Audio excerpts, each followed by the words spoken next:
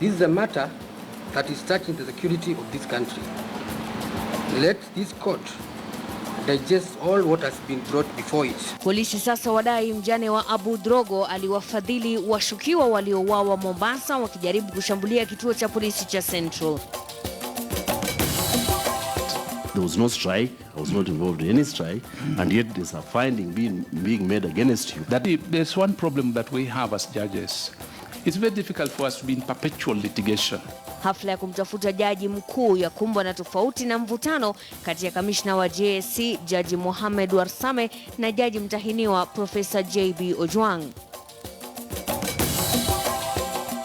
Magavana wanne wamekabiliwa na MCAs lakini wote wamerejea kazini kuhudumu. Je, ni MCAs ndio wenye mapungufu?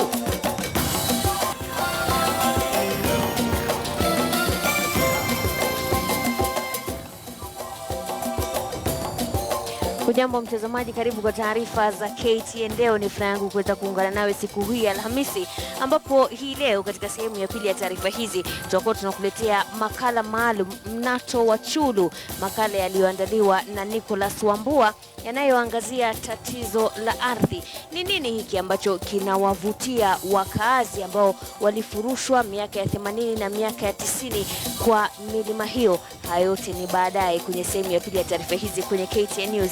Hivi sasa basi tupate taarifa kuu za hii leo. Naitwa Mashirima Kapombe na mtangazaji wetu wa ishara ni Meresha Owiti. Mjane wa mhubiri aliyeuawa kwa kupigwa risasi na watu wasiojulikana miaka 4 iliyopita, Hania Sagar Rogo, amefikishwa mahakamani Mombasa kwa madai ya kuwa na uhusiano na mmoja wa wanawake waliouawa siku ya Jumapili katika mashambulizi ya kituo cha polisi cha Central. Muhammad Ali anatuarifu zaidi.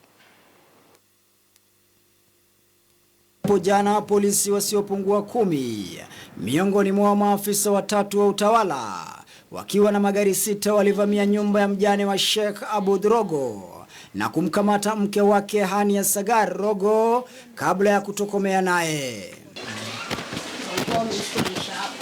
Inadaiwa Hania Sagar alilinda kutoka nje alipokuwa amezingirwa na polisi, akihofia maisha yake, huku akiwasihi polisi hao wampe fursa ya kuwasiliana na wakili wake, jambo ambalo lilikataliwa, huku yeye pamoja na simu yake akiondoshwa nyumbani kwake mara moja. Familia yake na watetezi wa haki za binadamu wanasema kuwa juhudi za kumtafuta katika vituo vya polisi vya Mtwapa, Bandari, Central na kaunti ya Kilifi ziliambulia patupu, hata baada ya kuarifiwa kuwa Hania Sagar alikuwa akizuiliwa huko Kilifi.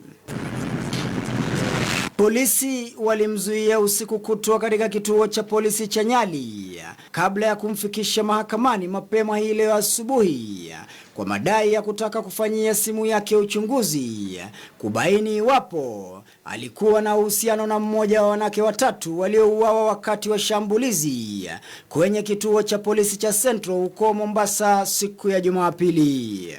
This is a matter that is touching the security of this country.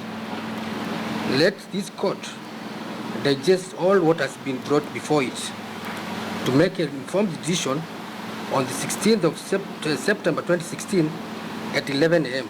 Katika mahakama hiyo, polisi waliomba Hania Sagar Rogo kuzuiliwa kwa wiki 2 mtawalia, huku wakifanya uchunguzi wa simu yake kubaini uhusiano wake na washukiwa waliouawa. Wakili wake Hania Sagar, Yusuf Abubakar na Chacha Mwita walipinga ombi hilo, huku wakitaka polisi waendelee na uchunguzi wa simu na kumwachilia mshukiwa huyo kwa kile alichokitaja kama uchunguzi butu. Aidha, walipinga ombi la kusema kuwa Hania atatatiza uchunguzi wao. Nao watetezi wa haki za binadamu Haki Afrika walikashifu utendakazi wa polisi ya kumnyima mshukiwa fursa ya kuwasiliana na wakili wake hapo jana wakati wa kumtia mbaroni, kando na kuwaficha familia alikozuiliwa mjane huyo. Jaji atatoa hukumu yake ya iwapo azuiliwe kwa siku 14 au la hapo kesho. Muhammad Ali, KTN leo. Kwingineko, mtaa mmoja wa mji wa Kitale umeanza kukumbwa na visa vya ubakaji usiku na mchana. Pitapita za KTN leo zimewafikia wasichana wenye hadithi za kusikitisha kuhusu jinsi walivyodhulumiwa huku wakikosa kusaidiwa na usalama. Mwanahabari wetu wa magharibi ya Kenya Robert Wanyonyi anasimulia kwenye taarifa ifuatayo. Eneo la Kipsongo mjini Kitale, ambalo wakazi wake wengi ni wa jamii ya Turkana, waliofika hapa baada ya kutoroka makali ya njaa na kiangazi cha kaunti ya Turkana. Shida kuu lakini ni ongezeko la visa vya ubakaji. Na mambo ya raping kwa wingi na kuna mambo ya mimba kwa njia ya mapema ambao ni si sawa.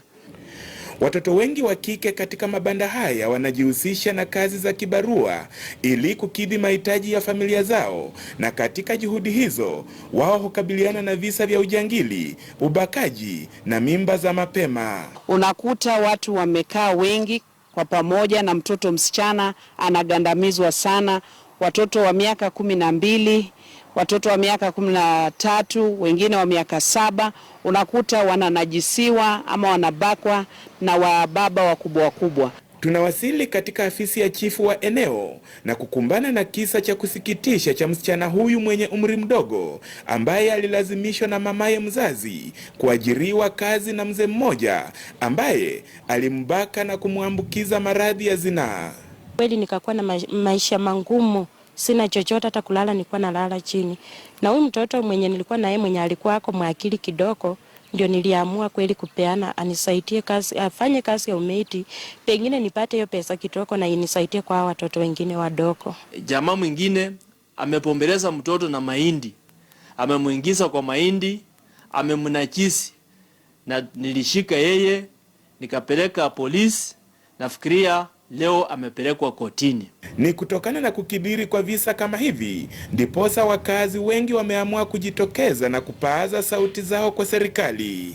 Kuna magonjwa ambao wameathirika nayo kwa njia ya mapema kutoka 13 years.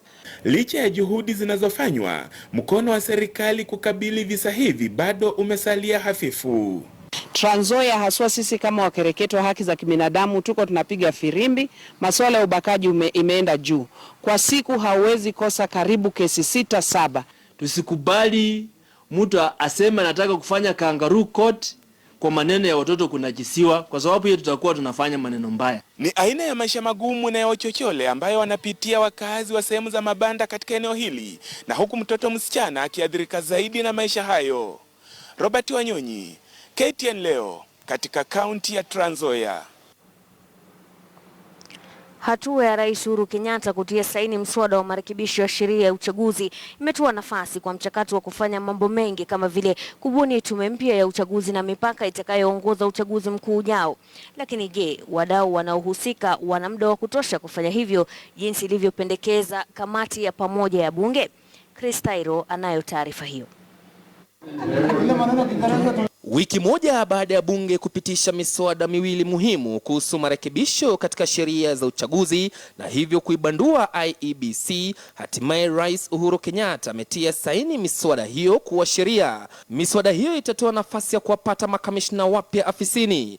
Tayari makundi ya kidini wametoa orodha ya wakilishi wao wanaojumuisha Profesa Abdul Gafur Al-Busaidi wa SUPKEM, Canon Peter Karanja wa NCCK, Banadeta Musindi wa Kenya Conference of Catholic Bishops, Daktari David Oginde wa Evangelical Alliance of Kenya na Ravindra Barmahal wa Kihindi. Vile kamati inayoshughulikia shughuli za bunge inatarajiwa kukutana ili kuwateua watu 4 ambao watawakilisha upande wa upinzani na ule wa serikali katika kamati hiyo ya uteuzi. Hii ni kabla ya bunge kuyaidhinisha majina hayo. I expect that the National Assembly and Senate who are on recess will be recalled before 30th to approve his names because the elections of August 2017 cannot be changed. Hata hivyo bado kuna wasiwasi kuhusu iwapo kufikia tarehe 30 mwezi huu kutakuwa na makamishna wapya wa tume ya uchaguzi. Hii ni kizingatiwa kuwa bado kuna mengi ambayo hajatimizwa. Mojawapo ni kubuni jopo la kupokea maombi na kuwahoji makamishna, alafu wa kuwasilisha majina 10 kwa rais ambaye atachagua mmoja wao kuwa mwenyekiti na 6 kuwa makamishna wa tume hiyo. We have commitments.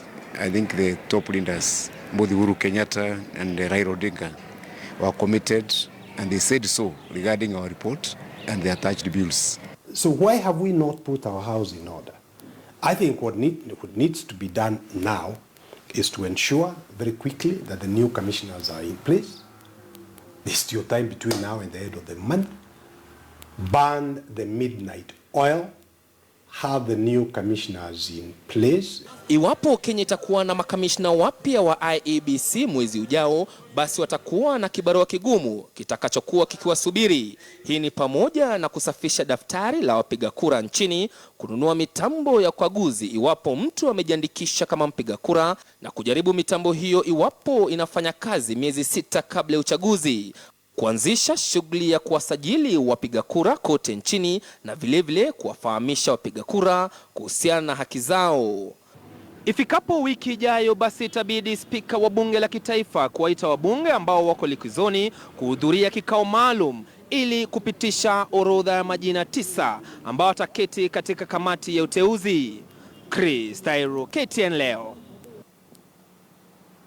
Profesa Jackson Ojwang alipata wakati mgumu kueleza baadhi ya maamuzi yake na misimamo aliyotoa katika baadhi ya vitabu alivyoandika. Kulingana na baadhi ya makamishna, baadhi ya misimamo iliegemea upande wa serikali, na kama mwanahabari Francis Mtalaki anavyoeleza, alionekana kupandwa na mori kuhusiana na jinsi maswali yalivyokuwa kiulizwa. Aidha, kulikuwa na mvutano na kamishna wa JSC Jaji Mohamed Warsame. Jackson Ojwang, jaji wa mahakama ya juu, alijipata kuandamwa na historia. In your conversation in Malindi, you did not want the Judicial Service Commission to hold their interviews in this library. Yes, it was better for them to actually do in a dignified place. This place is not dignified. This building, in fact, when you invite judges from England and so they come here, they don't even have a toilet to go to. This building is in a very, very bad shape. It is shameful. Even look at the walls, the way they look like. In fact, I'm very surprised that it could be sustained in this kind of condition. And it belongs to the museum, by the way. This building has been classed as museum building. I saw such a letter from the CRJ, but you see, I didn't know the misconduct because I had not been on strike. There was no strike in the Supreme Court. The chairman of JSC did not tell you there was a strike in the Supreme Court. There was none. Okay. So if you find me guilty on that, the chairman should have said there was no strike. Did you challenge that finding? Because that is a critical finding against a judge of the Supreme Court. Jinsi maswali yalivyoshuka, Profesa Ojwang alionekana kupandwa na mori. How was the complaint to be raised? It was to be raised through a letter. That is the letter. And in that letter, Judge, I'm saying you are giving notice to the JSC that unless you do this, this is what we will do. Okay, do you want it to be a notice to Parliament? It is going to the right person. So the right person should just respond. For example, if your child complains, should the complaint come to you or should it go to a different person? And when it comes to you, do you start clobbering this child of yours or do you start answering, responding? Do you respond? Judge. Or do you say, now you have done a terrible thing, I'm going to deal with you? Is that what you do? Judge, listen to me. You're asking a question you are not clear about. Ask something different. Judge, let me ask the question and you answer. And the question I'm asking again. Ask straight, don't repeat yourself all the time. I'm asking again. In this letter, was there a threat to withdraw services? There was a threat to withdraw services if you took away the quorum of the Supreme Court. And the letter that was being complained about was taking away the quorum of the Supreme Court. Supreme Court must sit. It must be in quorum. We may not agree. There are many things we don't agree. Yeah, you did the wrong thing. Yes. It was wrong to do that. But I'm saying a decision of misconduct was found against you. If you know it, then why are you putting it to me? Just confirm, please. I saw a letter from CRJ telling me so. Yes. Yeah. And that misconduct is in your file. I don't keep the files. If you keep the files and you put such things in it, that is your choice. Na kwa wakati fulani, katupilia mbali maswali kutoka kwa Kamishna Mohamed Warsame. If a 3-judge bench of the High Court say the president does not enjoy absolute immunity, I would not give any view on that sort of question. I must get an actual dispute and I must hear on both sides. Because if I take a position on it, and next time that matter is before me, I'm biased. In fact, I should even disqualify myself. So that's not a question I would like to ask. Kisha kukawa na kile wengi huenda wakakitaja kuwa uhasama uliokuwa miongoni mwa majaji wa mahakama ya juu, kwani hata Jackton Ojwang alikubali kuwepo kwa mvutano. Kilichosalia sasa ni kwa JSC kuweza kukaa mkao na kuamua ni nani ataibuka mshindi kati ya 13 hao, kisha jina la mmoja huyo kuweza kuwasilishwa kwake Rais Uhuru Kenyatta na kisha bunge kuweza kumpiga msasa kabla ya kuamua atatosha kuwa jaji mkuu wa idara ya mahakama au la. Francis Mtalaki, KTN leo. Mtazamaji, kuna mengi zaidi tuliokuandalia na pumzika kidogo, lakini kabla nipumzike, kuna hili tunda ambalo hupendwa sana ama linasemekana kuwa hupelekana vizuri na chakula aina ya kande au pure ama githeri kama wanavyofahamu wengi. Sasa hili tunda kwa lugha ya Kiswahili linaitwaje? Tujifunze kwenye kamusi ya leo. Katika kamusi ya leo tunaangazia neno parachichi. Parachichi ni tunda ambalo ndani huwa na kokwa iliyozingirwa na sehemu rojorojo ya kijani kibichi ambayo huliwa kwa kumegwa na kijiko au kukatwa kwa kisu. Pia inafahamika kama avocado. Mfano katika sentensi, wanafunzi wengi shule za sekondari hupenda kula parachichi na githeri. Ingawa Kenya ni miongoni mwa nchi zinazoandikisha matokeo mazuri katika mashindano ya Olimpiki maalum yanayoendelea nchini Brazil, swala la uteuzi wa wanaoshiriki linaendelea kuzua tumbo joto. Baadhi ya wanariadha walioachwa nchini wanalalamika wakisema kuwa waliachwa bila sababu yoyote.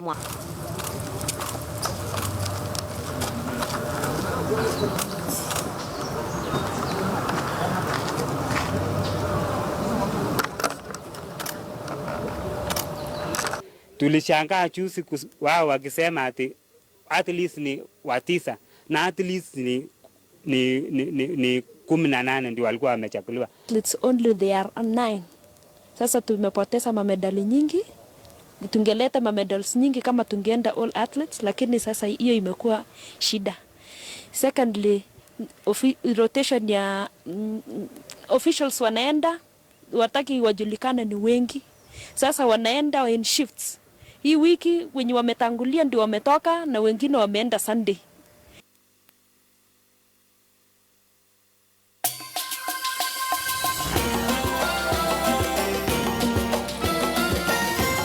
KTN News na taarifa zaidi haswa yale makala maalum tuliokuandalia mnato wa Chulu. Endelea kuwa nasi.